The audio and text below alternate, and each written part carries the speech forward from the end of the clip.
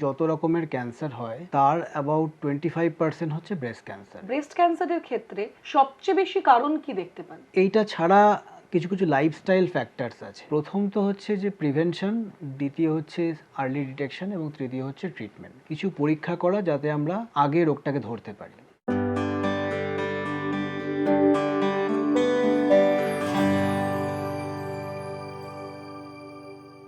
নমস্কার, এই সময় লাইভে আপনাদের স্বাগত। আমি তনুশ্রী আপনাদের সঙ্গে।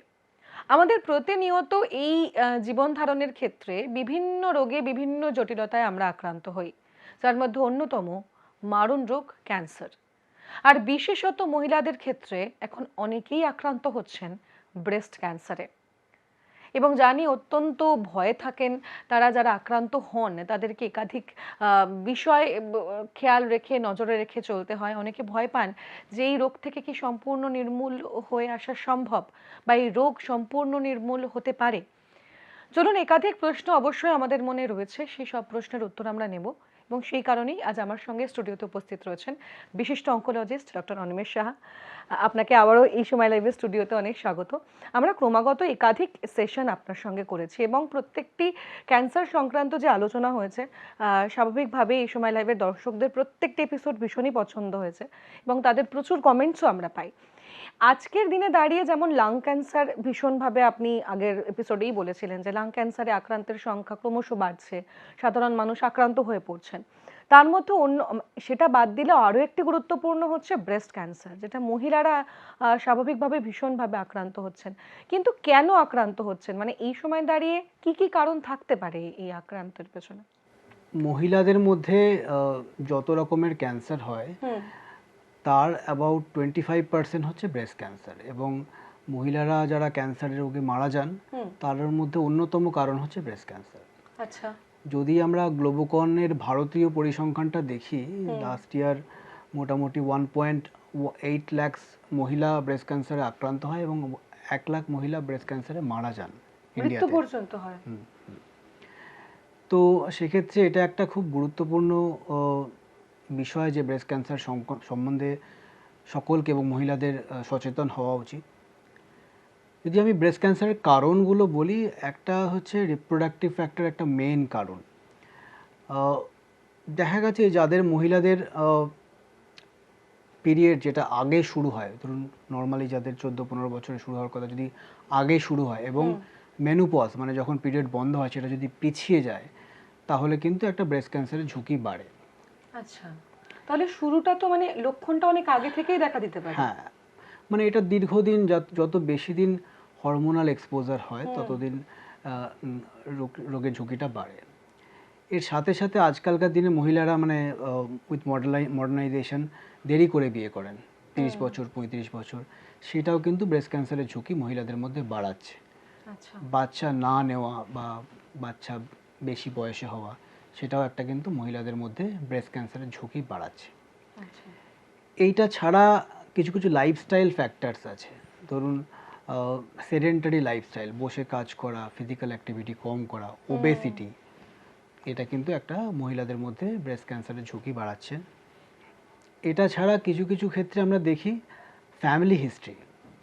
ধরুন কারোর মা বা ঠাকুমার আছে এবং সেই ফ্যামিলিতে কিন্তু তার পরবর্তী প্রজন্মে কিন্তু ব্রেস্ট ক্যান্সারটা আস্তে আস্তে মানে ছড়াচ্ছে বা ফ্যামিলিগত কারণে ছড়াচ্ছে। যদি কারোর মা বা ঠাকুমার থাকে বা পরিবারে ফ্যামিলি হিস্ট্রি থাকে, তাহলে কিন্তু ব্রেস্ট ক্যান্সারের ঝুঁকি বেড়ে যায়। এছাড়াও কিছু জেনেটিক কারণে আমরা দেখেছি মহিলাদের মধ্যে ব্রেস্ট ক্যান্সারের ঝুঁকি বাড়ে। কিছু কিছু জেনেটিক অল্টারেশন, যেমন BRCA1 বা BRCA2 জেনেটিক অ্যাবনর্মালিটিস যদি ফ্যামিলিতে থাকে বা ফ্যামিলিতে এরকম কোনো হিস্ট্রি থাকে, তাহলে কিন্তু মহিলাদের মধ্যে ব্রেস্ট ক্যান্সারের ঝুঁকি বাড়ে।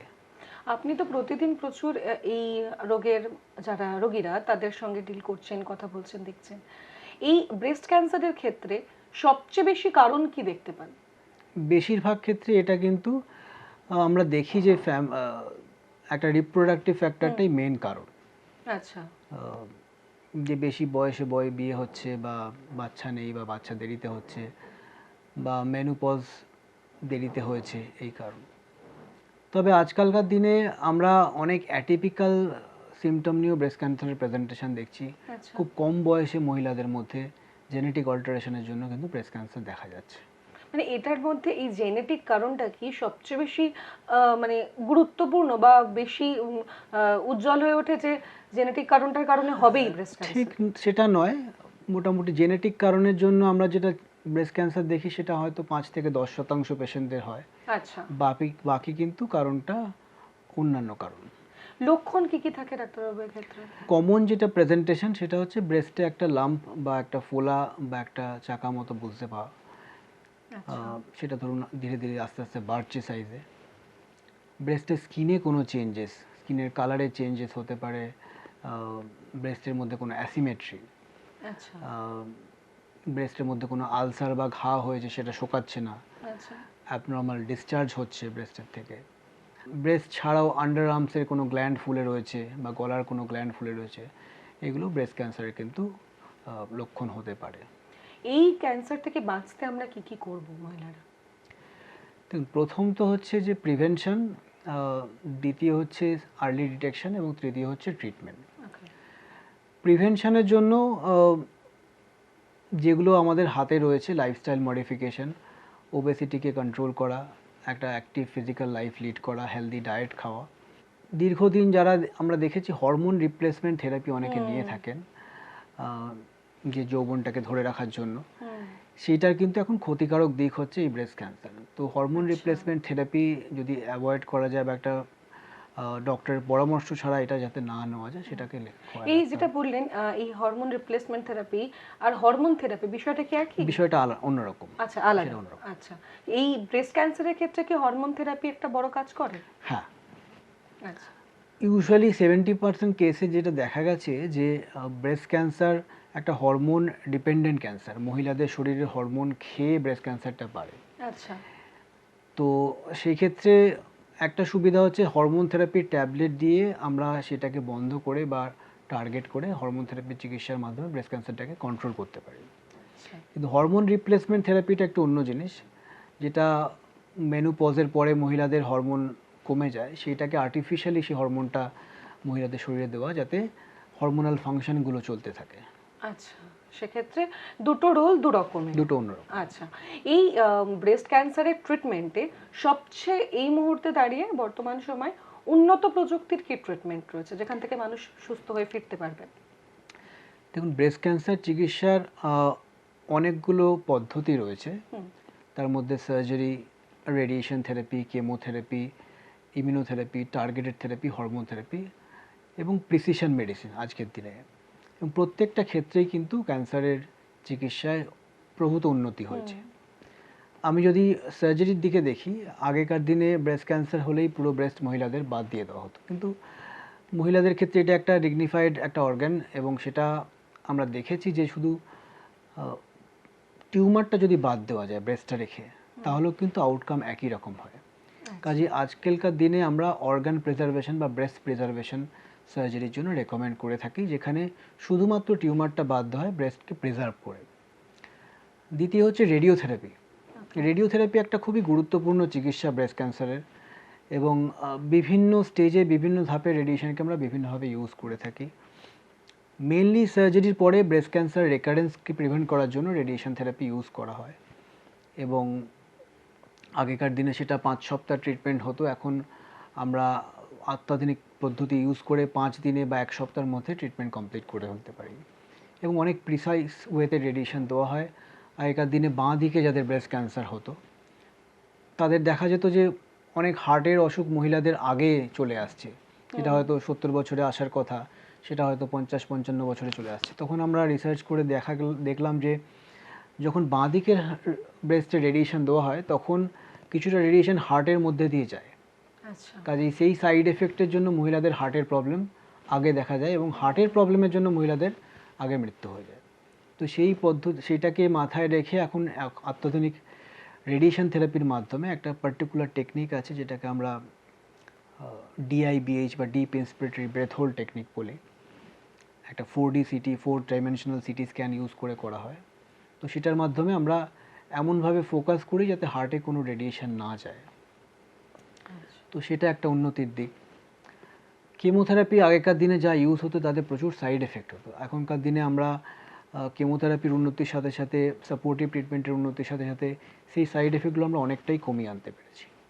টার্গেটেড থেরাপি বা প্রিসিশন মেডিসিন যেটা আমরা বলছি, ব্রেস্ট ক্যান্সারের বায়োলজিক্যাল ক্যারেক্টারিস্টিক্স দেখে সেই ক্যারেক্টারিস্টিক্স অনুযায়ী আমরা ট্রিটমেন্টটাকে স্পেসিফাই করি। আচ্ছা। যেমন ব্রেস্ট ক্যান্সারের মধ্যে একটা টার্গেট, যেমন আমরা বলি HER2 বলে একটা টার্গেট থাকে। তো বেসিক্যালি যখন এই সুইচটা ব্রেস্ট ক্যান্সারের মধ্যে থাকে, ব্রেস্ট ক্যান্সারটা খুব অ্যাগ্রেসিভ হয়, দ্রুত বাড়ে। কিন্তু ওইটা থাকলে একটা টার্গেট থেরাপির ওষুধ আছে যেটা দিয়ে আমরা ওইটাকে কন্ট্রোল করতে পারি বা কিছু ক্ষেত্রে নির্মূল করতে পারি। আচ্ছা, এই যে থেরাপির বিভিন্ন ধরনগুলো, মানে অত্যাধুনিক প্রযুক্তি সম্পন্ন যেহেতু, সেক্ষেত্রে মানুষ আশা রাখতে পারেন যদিও কেউ ব্রেস্ট ক্যান্সারে আক্রান্ত হন তিনি সম্পূর্ণ সুস্থ হতে পারবেন, তাই তো? নিশ্চয়ই নিশ্চয়ই। আচ্ছা, সেক্ষেত্রে দাঁড়িয়ে যারা ধরুন আক্রান্ত বা যারা আক্রান্ত নয়, যাদেরকে প্রিকশন আগে থেকেই নিতে হবে, তাদের ক্ষেত্রে আপনি কি মেসেজ দিতে চাইবেন? দেখুন, যারা আক্রান্ত নয় তাদের ক্ষেত্রে আমি বলবো যে স্ক্রিনিং করানো, ব্রেস্ট ক্যান্সার স্ক্রিনিং। আচ্ছা। স্ক্রিনিং মানে হচ্ছে যারা ধরুন কোনো সিমটম নেই তাদের ক্ষেত্রে কিছু পরীক্ষা করা, যাতে আমরা আগে রোগটাকে ধরতে পারি।